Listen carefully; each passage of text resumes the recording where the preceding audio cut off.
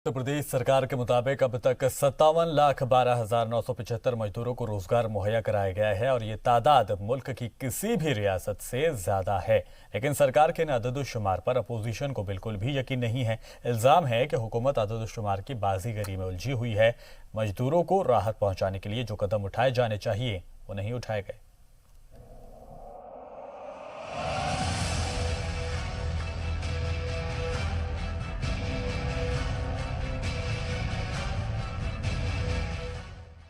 एक करोड़ लोगों को मनरेगा में रोजगार से जोड़ने का लक्ष्य प्राप्त किया है।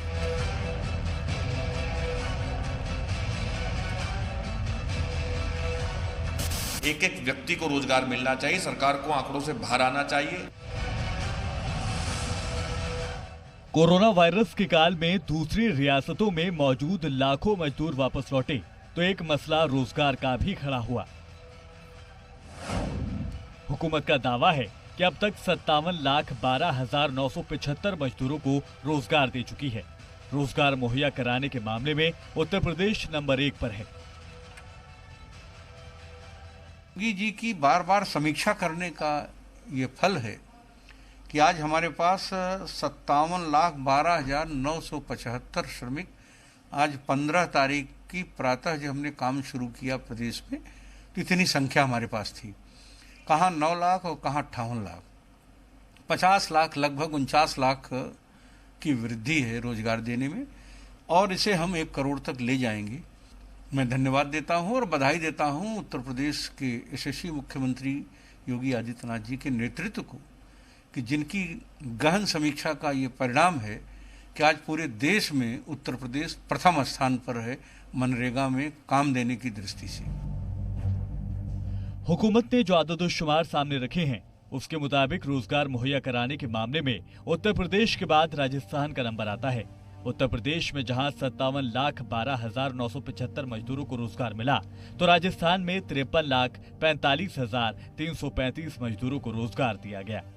राजस्थान के बाद आंध्र प्रदेश, मगरबी बंगाल, मध्य प्रदेश और बिहार का नंबर आता है। योगी हुकूमत का दावा है कि सरकार का हदफ 1 करोड़ बाहरी मजदूरों को रोजगार देने का है और सरकार इस समत में तेजी से आगे बढ़ रही है।